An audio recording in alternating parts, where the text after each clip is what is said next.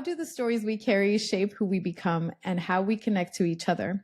Today, I am joined by fellow podcaster Matt Gilhooly, host of the Life Shift podcast, which was actually named #1 indie podcast of 2023 by Earworthy. So congratulations, Matt. Matt brings a unique blend of communication and storytelling skills to his work, where he explores the pivotal moments that shape our lives, helping listeners find common ground in shared experiences. Unfortunately, Matt unexpectedly lost his mother in a car accident. This life-altering event shifted life as he knew it. Most recently, he also experienced the loss of his beloved grandmother and his dog, Mikey. We're going to deep dive into that later. I recently had the pleasure of being a guest on Matt's podcast, and today I have the opportunity to switch roles, diving into the nuances of his journey. And with that, I would like to give a very warm welcome to Matt. Matt, welcome to the Grief and Life podcast. Thank you for having me. It's always interesting to be on the other side. And, it's weird to say that I'm excited to have this conversation because it's, right. About a tough topic, but I think it's so important what you're doing and talking about it and normalizing the talk about it. I think that's just so valuable for people. Well, I appreciate it. And likewise, I know that you talk about those pivots in people's lives. And so many of those, I would imagine, coincide with a big loss or a transformational event. And actually, I'm curious how many, if you could give a ballpark figure at all, are actually related to grief or loss, because I know that is a common element. I would say, I think as of today, I've released 149 episodes. Amazing. And I would say that more than half are traumatic in some way, which I think involves grief. I think there are also some that are not traumatic that also involve grief. So it's a tricky question to answer, but I would say that I can personally relate to more than half of those stories because of the traumatic element that comes along with it. Right.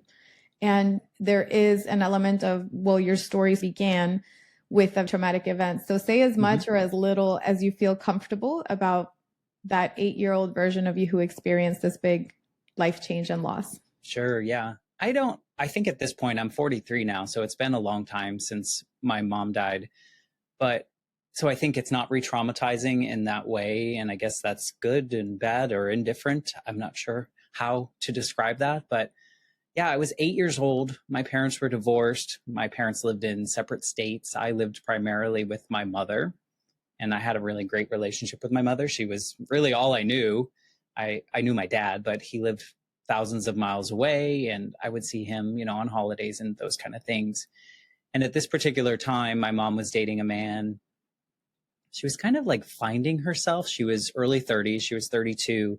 And it was her first time really, I think, kind of going on adventures and going and doing things that maybe she never would have thought of in her life. And so in this particular instance, she was going on a cross-country motorcycle trip with her boyfriend. It was the second time they had done it. They were going from Boston to Denver and then coming back. And it was with a bunch of people. These were upright, kind of like Honda motorcycles. So not the scarier looking ones that we might think about. But I was 8. I remember kind of fighting her and saying like I didn't want her to go. And this was just maybe just a temper tantrum. But now I look back, I'm like, did I know something?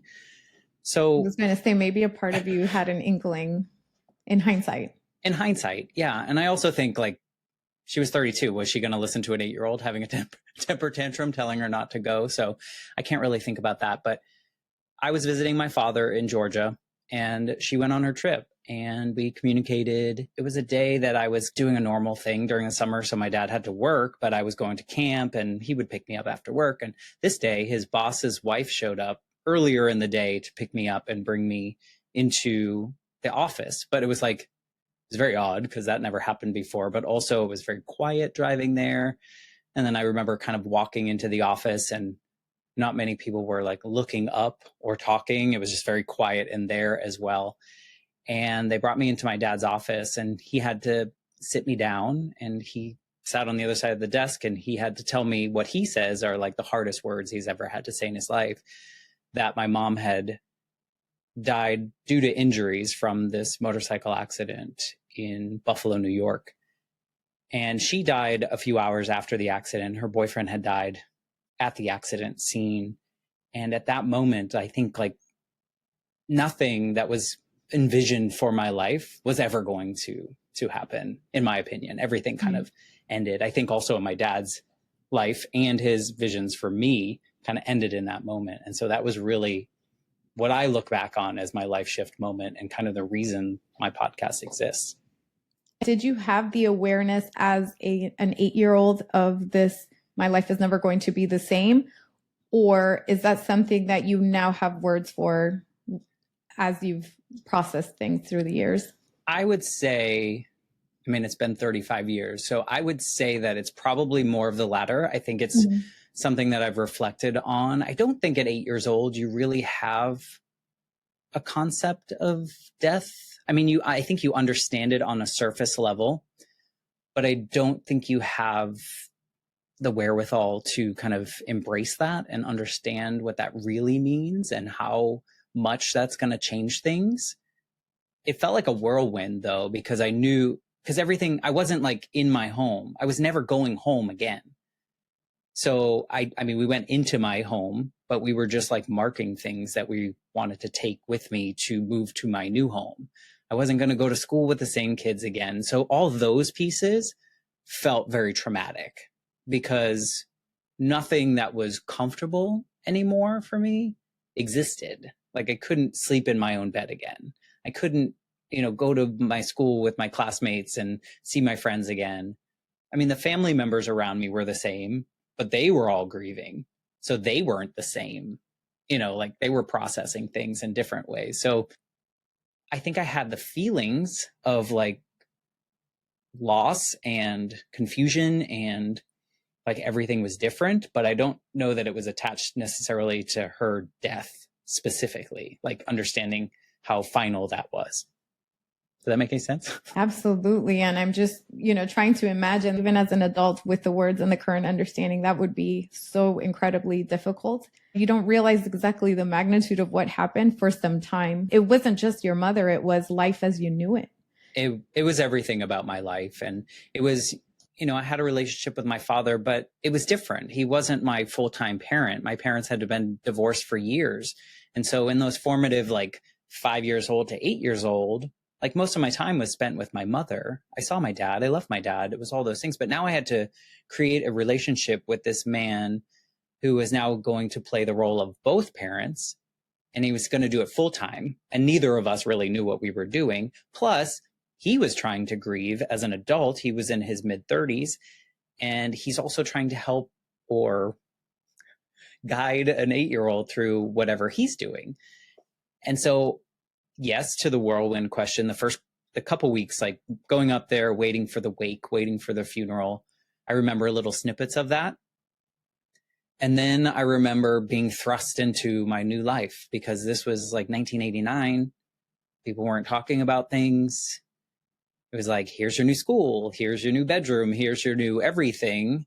Let's make this kid happy, because I think that was just like the natural thing. Like he's sad. So we do the opposite and we like make him happy. We take him places, we buy him things, we do these things. Whereas now we know that's like not the best way to process grief, but that was what everyone around me kind of knew how to do. And looking back on it, that's definitely what they did. It's one of those things where I feel like only recently this has become a very open and public conversation. And even still, we're at the very beginning of it, of understanding the magnitude of grief. So I can only imagine I think you said 1989 version of this, and the adults in the room saying, we need to make sure he's going to be okay. And maybe that looks like, is he smiling? Does he look like he's having fun or enjoying himself? And did you feel like you had to mask your feelings? Did that teach you instead to mask your feelings? Yes. Welcome to the point in my life in which I invited perfectionist tendencies in, because when you're 8 and you realize that other people around you want to see you happy and you're not, now you have to be happy. And what happens if they don't see you happy? Are they disappointed in you? I also I think I became this way because I was afraid if my dad didn't see me as happy, was he also going to leave? Because as an 8-year-old, my mom left, right? Like, she's gone. Was it something I did? I don't know. You don't think about these. I mean, as an adult, I know it wasn't, but when you're a kid and then you're like worried that like the only one left might also leave. So you need to do everything you can to be perfect. You need to get good grades. You need to behave. You need to not step out of line. You need to impress. You need to do all the things that you think will show that you're fine. And so, yeah, I absorbed that like super heavily at 8, and that just still continues. So when did you become aware of that behavior and that you had to unpack and maybe reparent? I think it's what it's called, reparent yourself in that sense. Well, I wish I could say that happened very shortly after, but it was about 2 decades of a journey through grief that I didn't realize that it was grief, because I think when you are absorbing that people want you to be happy, you push down that grief. So you don't actually process it. You just kind of push it aside, pretend it's not there. Any kind of thing that bubbles up from that, whether that be anxiety or depression or this, that, or the other, is like a byproduct of it, but you still don't realize that it's because you haven't processed things. And then you become a teenager. And then being a teenager, you just don't think about these things because you're trying to impress your friends. You're trying to do all the things that teenagers do. And then you get into your 20s and then it's just habits, right? Like everything becomes a habit. And so I think I was probably early 30s before I truly, truly unpacked that grief. I had little like cracks at 16, sometimes in my 20s, but like early 30s, I was having trouble in work situations and being a true adult, right? Say more about that. Like, what do you mean? What kind of... I was having struggles because my goal always was to impress, was to get the next job, get the next promotion, get the next impressive project under your belt. Like it was always just like, how can I move up? Because that was how I equated love, I think. I don't know, but I think. And so at this particular moment in work situations, there was a person in my way, and they were a negative force towards me. They weren't really in my way, like I wanted to push them out of the way. It was more of they were breaking things that I would create. They were knocking things down that were good or impressive or would normally get me to that next level.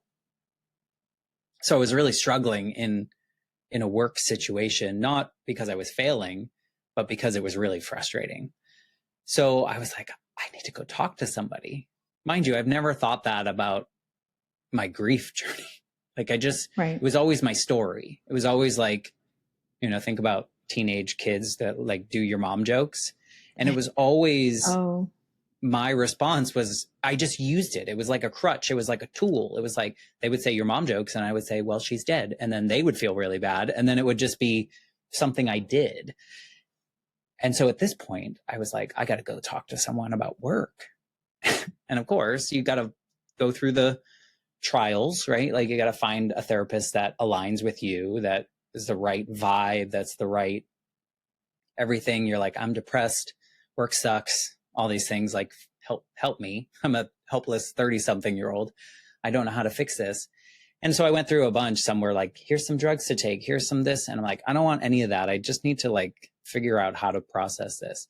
Found the right woman. She was amazing. Ended up telling my whole life story. She heard all the perfectionist pieces and stuff. And really what opened the door, parted the curtains, parted the clouds was after telling her, I don't know, a couple weeks worth of content, she was like, you realize that everything that you've done since then was out of fear as that 8-year-old child. Like every decision you made was with that 8-year-old brain, that you were afraid someone was going to leave you, something was bad was going to happen. And like that was the impetus of, I mean, that was truly a life shift, like sentence like that. It's like, whoa.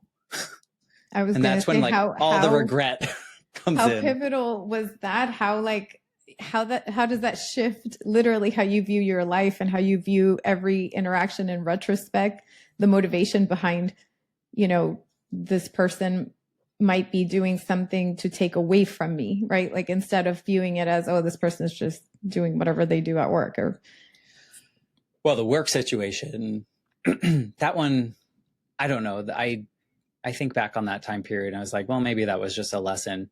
But when my therapist said that, like, you realize what you've been doing, it was like this like other weird grieving moment, like where I was grieving all the things that I felt like I should have done, but I didn't because I had made the decisions with that 8-year-old brain. Like, what did I deprive myself of? Like, what kind of life could I have had that 8-year-old had therapy or unpacked things way back then and didn't make all these decisions and didn't take bigger chances on things because he was afraid he wasn't going to pass or wasn't going to do well, or, you know, like all those things that I didn't do. So here I am in my early 30s thinking, oh, what did I do to my life? So there was like this double layer of grief there, because it was like, now I got to unpack the loss of my mom, but now I also have to unpack what that did to me and why I let that do that to me. Does that make sense? I love that you bring that distinction up, because grief is not just related to the physical loss of a person. It's all the little moments in between and thereafter, and the ones that ripple out into the rest of our lives. So I'm curious, did you make peace with what could have been, quote unquote? Did you make peace with that side, or is that something that's still very much ongoing? No, I think I did. I think I made peace with that. I think I also made peace with the fact that my mom died and that my life just changed, and also started to embrace the fact that I'm this version of me because of all that, and because of all the quote unquote poor decisions I may have made because I didn't know how to grieve for 20 years. I kind of look at that period as like failing through grief for like 20 years. And I understand that there's not a timetable, there's not any of those things. But at the same time, I look back at it and I could have done it better. Like, as this perfectionist kind of tendencies that I have, you know, I give myself a D or an F in that realm, because like, had I known all these things now, I could have, you know, like, it's a weird place to be, but I came to peace with it. I also feel like I did close the door on grieving my mom, which allowed a lot more space for love and following through with building relationships, other spaces in my life. I got closer with my dad. After that, I was always close with my dad's mom, and then got even closer at that point because I had the space. And I also realized that if I was to ever face this again, I didn't want to do it incorrectly, because that's how I viewed the first version of my grief journey. And I want to respect that, because at the end of the day, we use the words and the phrases and the understanding that feels right to us and that are true to our experience.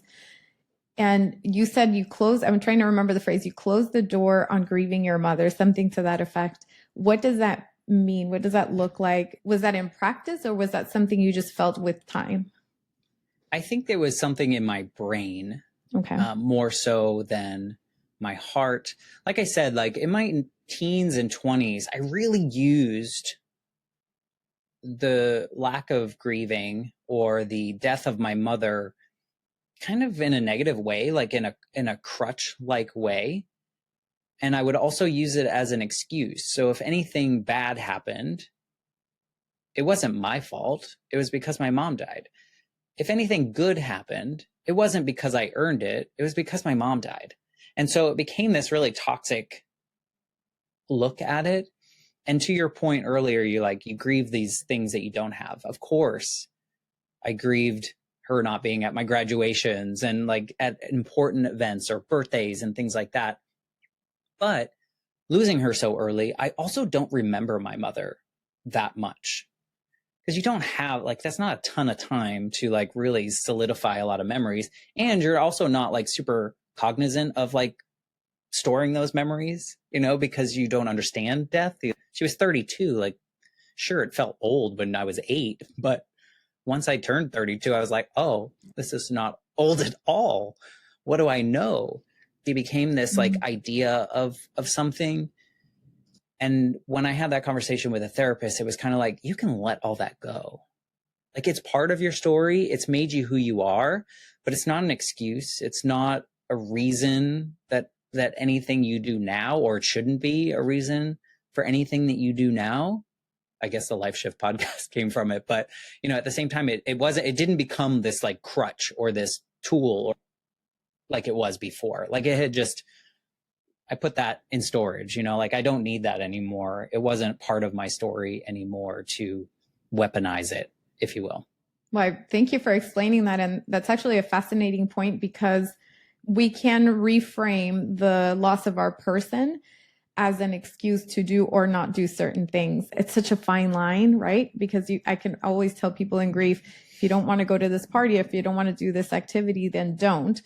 However, it's a good question to ask. Are we using this loss as an excuse or a crutch to do or not do the things that we were meant to do? So that's a question. I'm not asking yes or no answers here. I'm just saying that's a way to reframe and rephrase and ponder about our own losses and how that may be manifesting in our lives. So I thank you for bringing that up. That's a very nuanced gray area, but it's a very powerful one, that once we realize, look, I don't have to operate from this place of fear or excuses or pain in this way anymore, it's, I would imagine, liberating. I would imagine it was very liberating. Yeah, I think there was a period where it was messy. Of course. Because I didn't know how to live without the crutch, right? Right. And to your point too, I think we're not the only ones that weaponize it. I think other people will weaponize it against us in a way like, oh, you should do that because your mom would have wanted you to do that. Ooh, say more. Yes. And when you're growing up, it's very common, especially with the adults around me. I don't think they process their grief in a healthy way either at the time, right? Because so they don't really know what to do. And so I think it can be, looking back, weaponized on, especially on a child or a teenager, of like, oh, you should do this because your mom would have wanted you to do this. Or, and maybe that's true, but also like, I shouldn't be guilted into something because this person that has been gone for 20 years would have wanted me to. I don't know that is true. And I shouldn't do something just because someone said that she would want me to do that. If that makes any sense. I think they don't do it out of malice. Sure. I think people don't know what to say and they want to encourage people to do more, but it does end up becoming like this little bit of a guilt trip. Like, you have to do things because this person that no longer exists on the earth would want you to do that, when I don't know if that's true, which feels so terrible. The shooting is sometimes an internalized thing. And like you said, it's sometimes something that people put on you. And I could only imagine more as a child being on the receiving end of that. That's a lot to unpack. And I could see how that maybe was messy to get to a place of peace with it and release it and move forward on Matt's terms. Yeah. But you know what? I look at those 20 years of quote unquote failing at my grief journey as a lesson. Like, it really taught me what I need, not what someone would have told me maybe when I was 8 that maybe they thought I needed, but what really truly, like, what I needed to process grief, at least for another adult. We can talk about a dog. That was something brand new. But like, my grandmother in 2015 was diagnosed with cancer. And like, at that point, no, in 2015, she died. So before that, she was diagnosed with cancer. And at that point, like, I knew what that meant. Like, I knew that the particular cancer that she had, the fact that it was metastasized, like, I knew what all those things meant. I also knew what it would be like without her. So it was up to me now, because now I had my own awareness of what helped me process things, to approach that appropriately and not catastrophize, not making up words here, but not like make it this big thing, but also make it a big thing, because there are things that we need to do before that happens to make sure that her soul feels good, my soul feels good, so that after the fact, we can move through past whatever that word looks like for us today. So I do look back kind of with like a gratefulness of the fact that like I didn't know what the hell I was doing, and no one around me knew what they were doing either. And like all of that served me in a really, really healthy way when my grandmother was facing her end. Well, I can definitely appreciate that. It's one of those things like pressure makes diamonds. And, you had these unusual life circumstances that I would dare say most kids don't experience. And yet it shaped you into the person you are today. And I know that we've touched on the difference between sudden loss and anticipatory loss, excuse me. You have experienced both, and you said that there was some difference between the expected and unexpected elements. So maybe could you touch on that as to how it manifested with your mother and your grandmother? Yeah, I think that has to come from this like 43-year-old perspective, because when losing my mom was kind of like just like being dropped in that whirlpool. You have no concept of anything. First of all, it's sudden, so you weren't anticipating it. But also, like when it happens, you're like you don't know how to react, and no one around you knows how to react, and it's just like you can't plan for that. And the fact that she was 32, so every conversation that you have with anyone, even though you're 8, any conversation you have is, oh, she was so young and she had so much life ahead of her, and like all these things that kind of build up and create this monster inside of you. But then on the anticipatory side, yeah, it's hard. It's totally hard. But I would welcome that kind of death in any case. Like if I knew that someone that I loved was dying, and we knew that there was a timetable, I know what I could force out of these people, knowing my relationship with them. That sounds so terrible, but knowing my relationship with them, saying. Yeah, I know what I can force. Like with my grandmother, she was pretty open. She was pretty in touch with her feelings, but she had a little bit of a wall. Like she didn't want to break down too much. She was born in the 30s. It was kind of like different generation. Yeah. Different generation. You don't share all that, but I knew what I needed, and I also knew her, and I knew what she needed. And so when I felt like we're close, I didn't know, but when I felt this, like maybe the next day she was going to be different than she was today, and today feels the most coherent and most her, I forced a conversation. I said, we're going to sit down and we're going to tell each other everything, because the last thing I want to do is leave your apartment tonight and not have the opportunity to tell you how much you changed my life. I mean, she sold all of her belongings. She moved to Florida to live down the street because she knew my dad needed a little bit of help.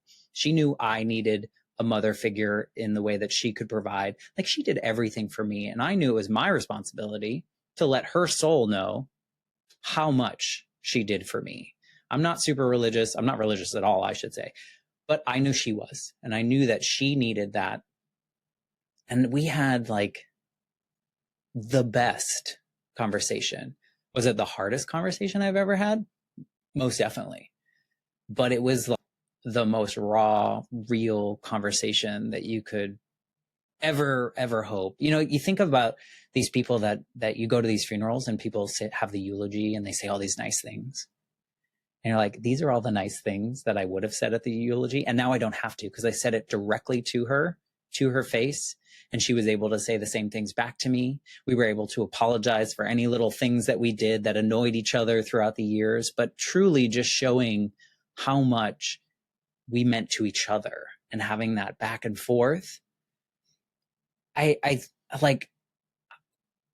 wish everyone could have that conversation, you know? And so a sudden loss doesn't give you that. But neither does anticipatory loss, because most people aren't ready to have that conversation. Like it's too scary, you know? So that's why I look back at the 20 years of me not grieving in the way that maybe I should have as like a gift, because I knew what a mess that was. And I knew that there were things I could do on this side of the death that would help me on the other side. And they did immensely. So I would choose that way. It's terrible to watch someone die. I mean, I don't recommend. 0 out of 10. Don't recommend. 0 out of 10. But if you can find the strength within yourself to do the things that will serve both parties or more than two parties, I would do it. You know, like I had that conversation. She still had a few months after that. And then when we knew it was time, we were blessed to get this hospice house situation, which is kind of like this hotel of hospice. And I spent the last 96 hours in that room. I didn't leave, to the point my dad was like, maybe you should leave the room. I'm like, I'm not leaving until we're done. You know, like I need to see this through to the end. She was there in the hospital when I was born. I'm going to be here for this last breath. If I hadn't lost I don't think I would have done that. Like, I feel like had I not missed all the opportunities because of my mom's sudden death, I wouldn't have chosen the route that I did. But I'm so glad that I did. And I feel like so much more evolved than I was because of all the things that I did through the journey of losing my grandmother. Well, that was beautiful. You know, there is beauty within all of these stories. And I thank you for delving into that aspect, because I experienced the sudden loss. And in the beginning, in the early years, I used to wonder, would it be better if it would have been a long goodbye, like a long drawn out goodbye, or the sudden? And I feel like they both suck in their own way. Yeah. And 0 out of 10 for both. 0 out of 10 for both. And I also appreciate that in one aspect you get to say goodbye, and the other one they didn't really suffer, you know. So it's this weird dichotomy that both options suck, and yet there's some sort of grace, if you want to call it that, in both ways of people going. So I could see that. Well, I was being selfish, just talking about my side of sudden loss or anticipatory grief. Yeah, I mean, I think you're right, though. For if I had to choose how I wanted to die, I would choose the other way. Like I would choose a sudden. To your point, isn't that of like, I don't want to suffer. Yeah, isn't that interesting? But then I feel selfish. Hopefully you won't have to make that. I don't want to choose. Anytime soon. Don't make me pick. Don't make you pick. But I can appreciate your perspective on both of those. So thank you for bringing that up. And I'm so grateful that you got that time with your grandmother, and that you, like you said, kind of forced those conversations. I'm willing to say that she thoroughly probably enjoyed them and appreciated the fact that you were open and honest, because it is not easy to have these conversations. And even, you know, I talk about grief all the time, and sometimes I struggle to have these conversations with my own family, because the unsaid part, the quiet part out loud is we're talking about the day that one of us goes missing, right? Like for eternity. So it's a tricky situation. And it's so beautiful to be able to say those words. Like you said, don't save them for the funeral. Say them to their face whenever you can. When I left her apartment that day, I had nothing left I needed to tell her. Beautiful. Like there was, you know, like there was no regrets and like, oh, I wish I would have said X, Y, Z. Like it was empty. Like that tank was empty. I poured all of it. I mean, I fell apart, and I went back to my dad's house and was like a mess. And he was like, what's wrong with you? And I was like, well, this is what I did. And I tried to influence those kind of conversations with other family members, and they just weren't ready. And I think it's because they didn't have the same experience that I did in my journey. Sure, my parents were divorced. My dad loved my mom, and he lost her, but that's a different relationship than a child and a mother. And so, you grieve that differently.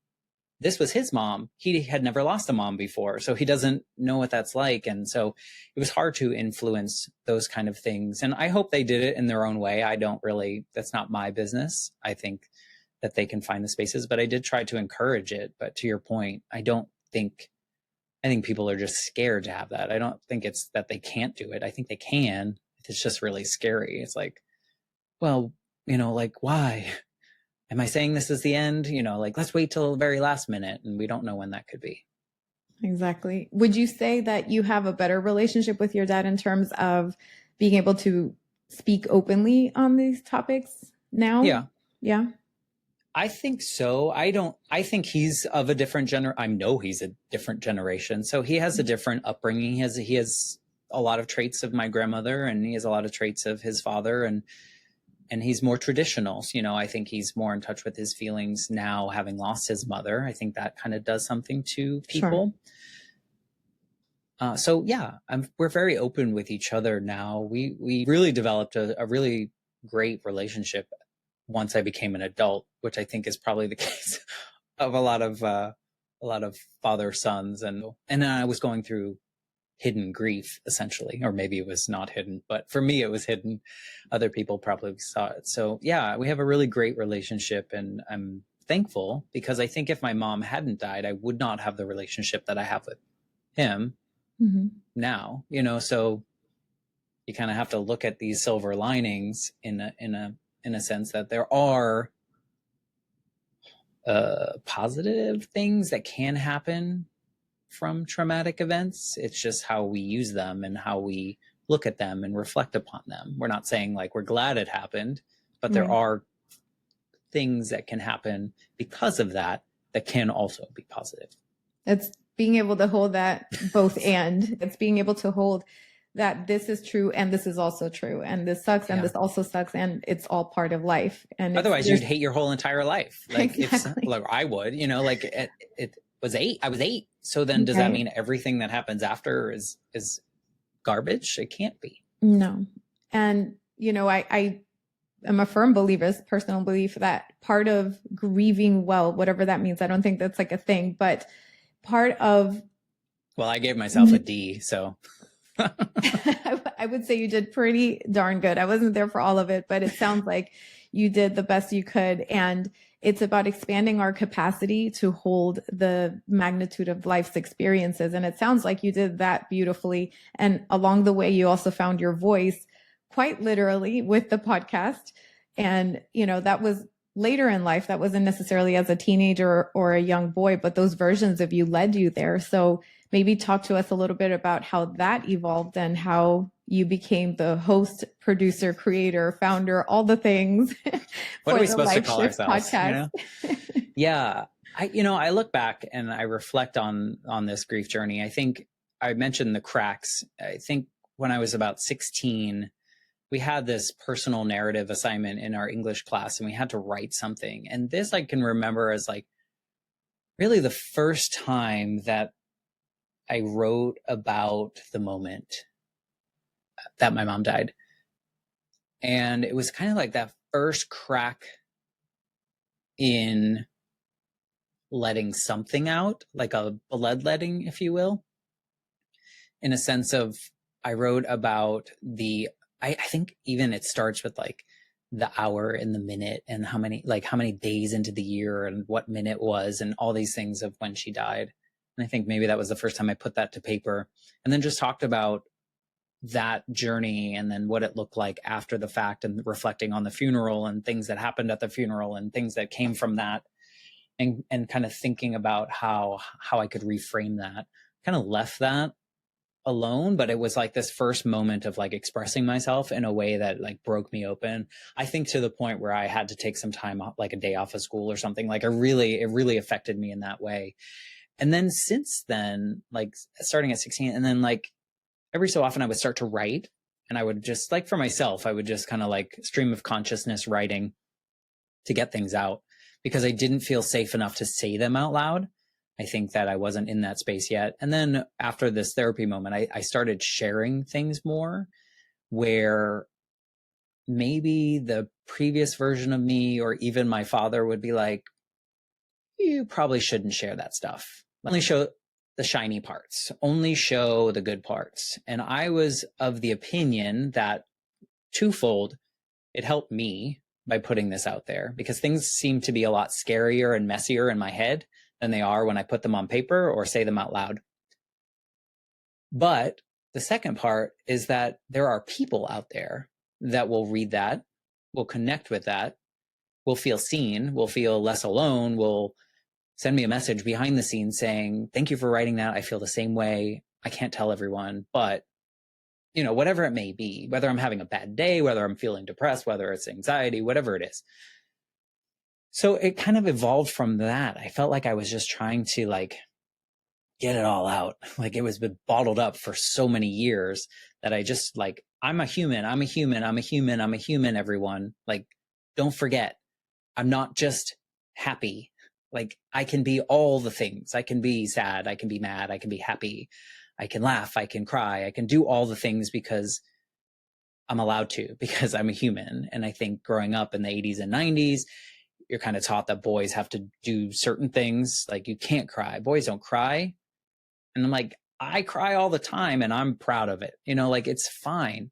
Love So that. Yeah. I think it's like migrated from that. The podcast, funny enough, the podcast came to be because during the pandemic, I was bored and I got a second master's degree. And so I took an elective, a Most of us podcasting were elective. like baking and growing plants. So you just went and got a full master's degree. Sure. I also released 13 coloring books on Amazon and a kid's book and all sorts of stuff, but I was bored. Amazing. But I got this second master's degree and I took this podcasting class and we just had to like do 2 episodes. It had to be an interview based. And I was like, I want to do what Nina's doing and do a grief podcast.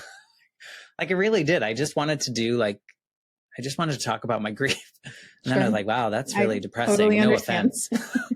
You know, I was like, I don't know if I could do that long term.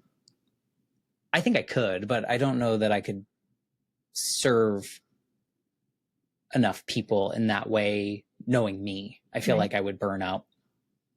So I came up with the idea or thinking about like this moment that my dad sat me down in his office and told me that my mom had died. I thought about like how 5 minutes before that, my life was one way, even though she was already dead. Like my life still felt normal. And then as soon as the last word came out of his mouth, my life was like blank page. Like, what do we do now? I thought of like, do other people have these life shift moments in which like from one second to the next everything's different? Turns out they do. I'm not the only one. And we have more than one.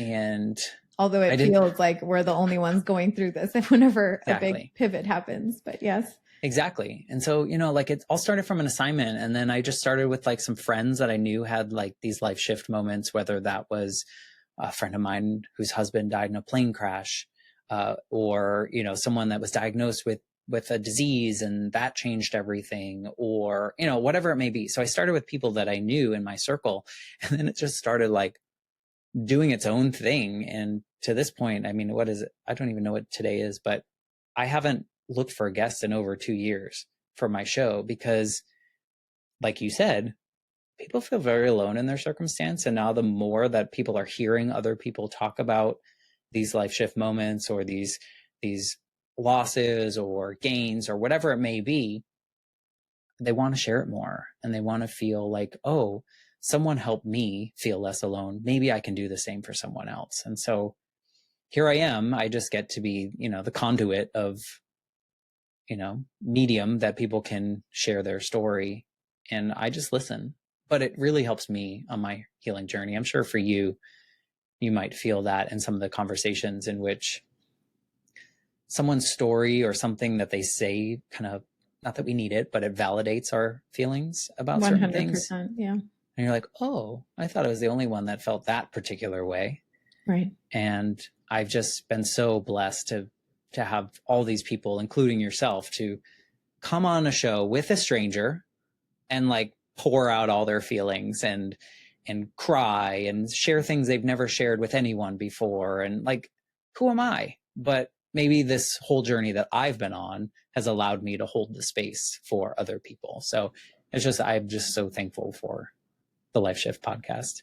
And I'm so thankful for the Life Shift podcast. So thank you for exploring that side with curiosity and, you know, daring to have these conversations and put a platform and a big voice and a microphone to the experience. Because to your point, you said something about when you shared, somebody would kind of secretly say, oh, me too. Right. And I feel like people are tired of being this hidden secret society, like unwilling secret society where our feelings and our experience are shunned, when it is, like you said, I'm not just this happy kid. I am this happy kid and we are this multifaceted being with all these different life experiences, and all of them are okay, even the more challenging, sad, not so cute ones that happen in our lives. So I love that you answered that call and you gave it a voice. Your podcast is helping many people for sure.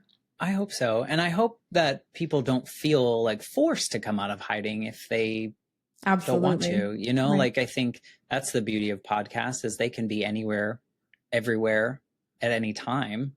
Right. Right. Like something we recorded 2 years ago will be there 5 years from now, and someone might find it. And in that moment, they feel less alone. Doesn't mean they have to go tell their story to anyone, but right. Now they feel like held a little bit, like seen. And, I think that's the power of it. You know, like, I don't know. I'm not telling everyone needs to come air their dirty laundry, but I think that people should feel comfortable if they're ready to do so and not ashamed, especially people that are holding on to things that they feel ashamed about that were out of their control. That's something that happened to them, you know, and like it's not a shame thing that they should be holding on to at all. And by letting it out, like I said before, things in my head feel like so much scarier until I put them out. And maybe that the same will be true for them if they can share it with a friend or something like that. But not saying that they have to. Nobody has to. We're giving permission.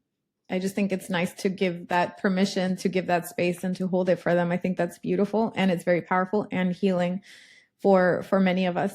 I want to touch on also your beloved dog, Mikey, and that experience. Mikey, right? Yeah. Okay. He's right here. Yeah. Oh, I see the photo. He's so beautiful. Yeah. And whatever you're ready to share, because that was so recent, and I know that was a whole other experience. And as you think of, you know, what you want to share, I just want to highlight that pet loss is so very real. The grief of pet loss is so real.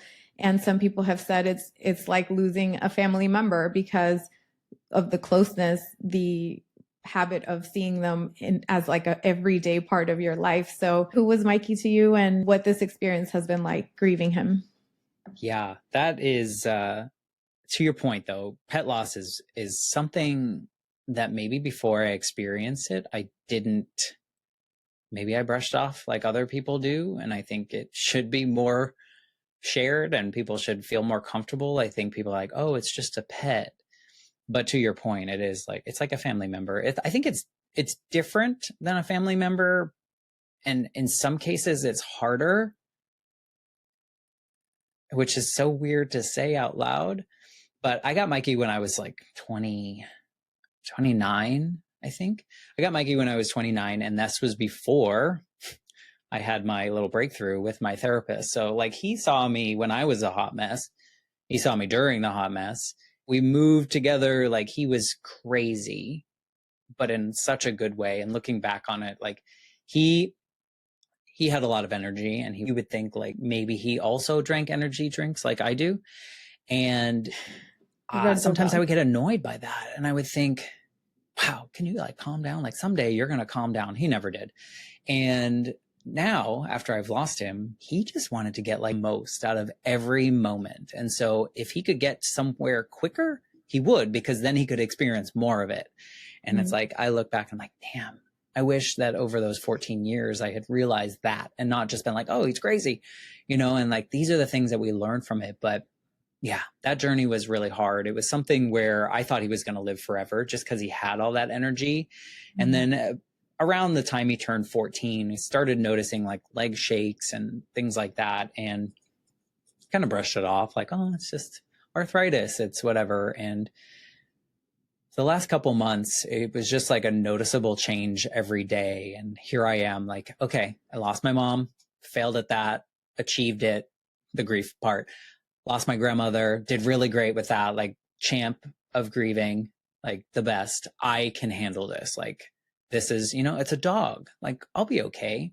Not realizing that, like, we've just gone through 4 years of the pandemic, right? So he's my shadow every day. I'm working from home. Like, every time I go to the bathroom, he's following me. Every time I go there, you know, wherever it is, he's just my shadow. He's just always been there as long as I can really remember, since my 20s.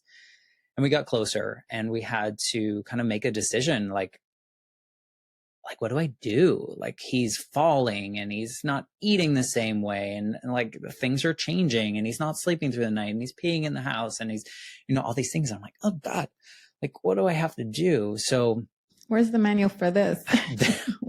And there are manuals, but people don't talk about it. So I don't know, there's officially a manual, but there's like, what do you do? And you talk to a vet and they're like, we'll give you this medicine. We'll try these shots. We'll do all this stuff. And you're just like, but I know him. Yeah. I know that he's changing and I know that he's not happy. He's not the happy dog that he was. He's still happy, but if he had a choice, it's probably not how we would want to live. So I found something and I just learned about it and I hope other people know about it, but it's called Laps of Love. Or it's called Lap of Love. And this is an in-home kind of euthanasia program. They're veterinarians that come to your house.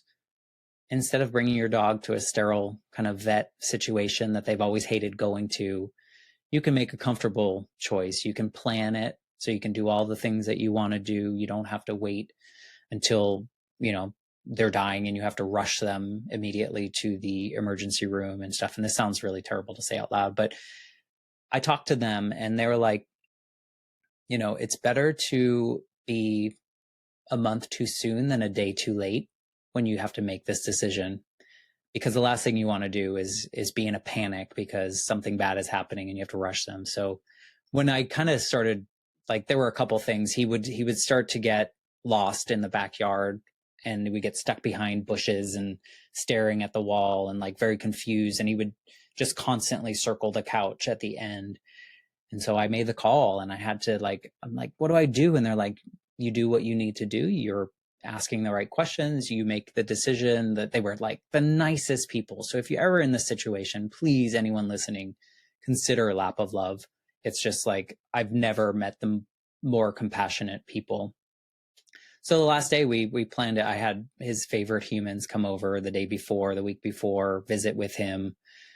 Got ice cream. We got like a hamburger that he didn't really care about. And, we did the things and we told him that we loved him.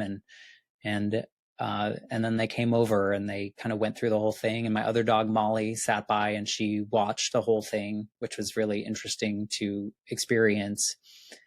And then it was over and they took him away and they took him to the crematorium and all this stuff. And then it was like, okay, now it's really quiet in here, even though Molly's here. And I called my neighbors and I was like, could we go out to eat? I need a distraction. Like I need like something. I feel like I'm okay, but I need something.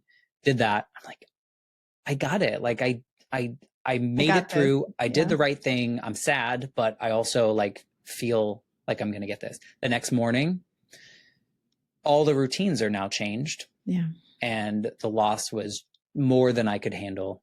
And I was legitimately shocked I was, keeled over on the floor, crying, sobbing, like uncontrollably grieving out loud of this loss. And I was blindsided by it. And I knew it was okay, but it was just like something that like I could never have pictured, considering all the other forms of grief that I have moved through. This was seemingly insurmountable. Like, am I going to make it through the next hour without breaking down completely? It wasn't true for like the first day or two. And then gradually it gets easier. But I really wish I had understood what that loss was like, because it wasn't just losing a pet. It was losing a shadow. It was losing a routine. It was losing someone that had zero judgment of you when you were looking your most disgusting, like when you smelled your worst, all the things. We love you no matter what. Exactly. And would snuggle up with you, whether, you were disgusting or not, or whatever. Whereas people in your life, they don't see you all the time. They don't see you at every moment. And it's a big loss. And so I hope more people talk about it, because I just feel like, had I understood it, and maybe you can understand it until it happens, but had I understood more, how do I make this decision? Like, who can guide me through this anticipatory grief, like that we were talking about earlier? Because as a human, you have to make this decision for another being that can't make the decision for themselves. That's a lot. Yeah.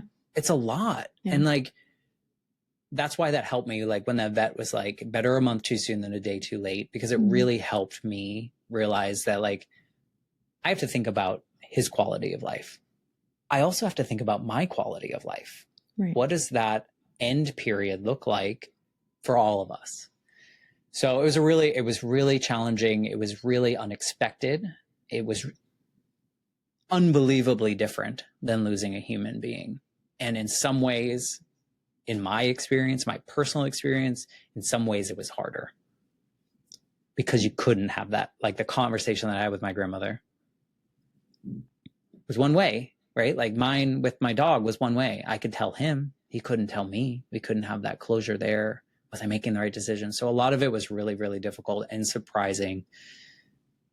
But I shared it on my podcast. Like I shared, like a message to him. And that, if I go back and listen to it now, I was deep in that grief when I recorded that. And I'm a lot farther along now. So I feel okay talking about it. But even last night I broke down, I was going through that rabbit, like these iPhones or phones now, like you can just go through like 15 years of photos and it categorizes them. This is a dog. This is your dog, Mikey. And so I was just scrolling through and I like cried myself to sleep because I think of all like the fun things and how we're not going to get to do that again. And I don't know, so different, but thank you for letting me share that. I think so unexpected.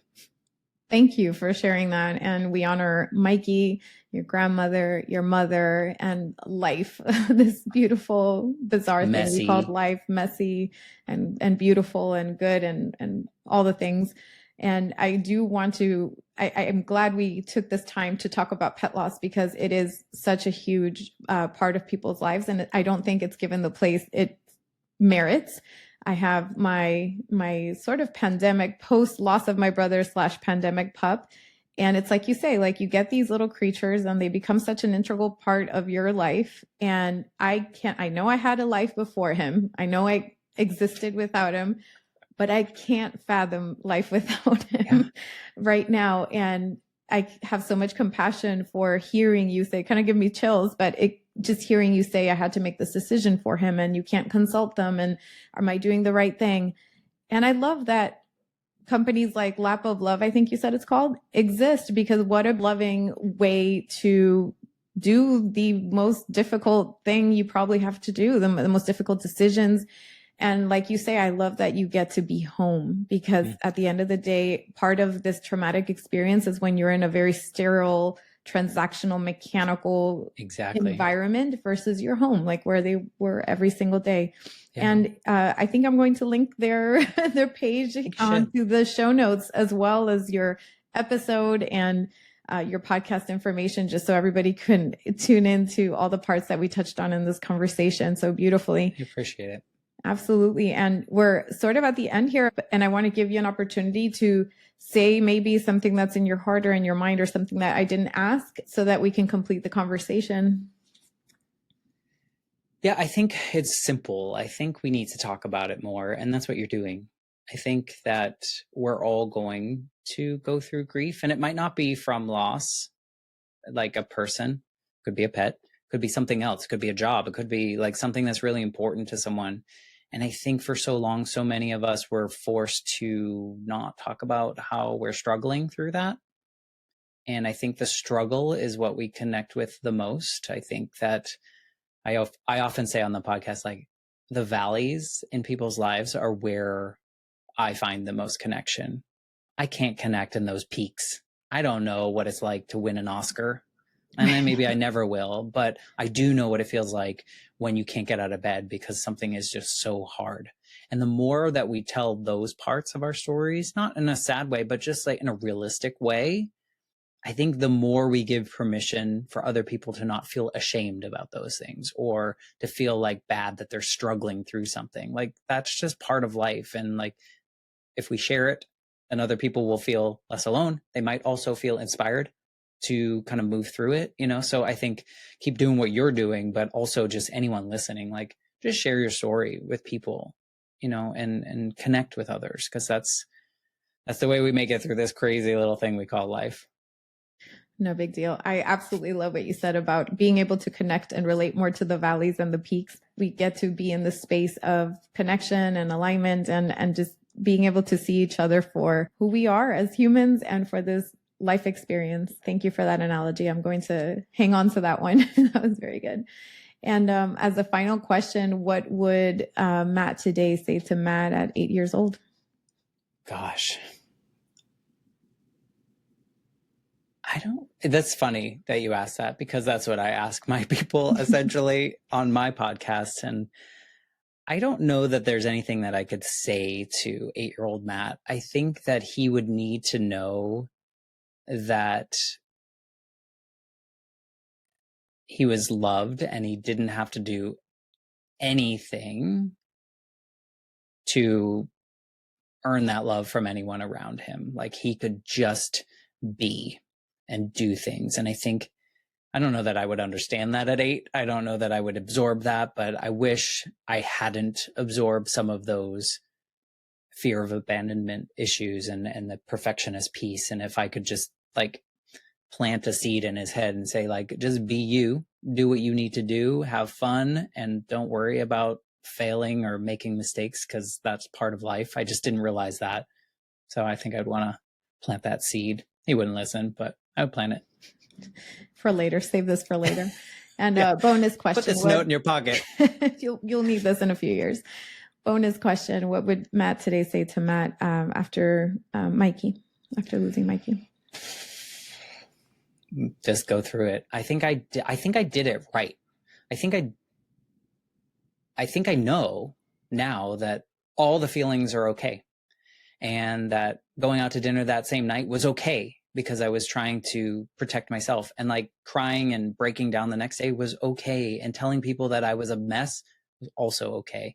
So I don't think I could tell this version of Matt. I think I did it right. I think it was hard, but I don't think there's anything that I regret about the way that I did that. So I say, like, just feel it. Just go through it.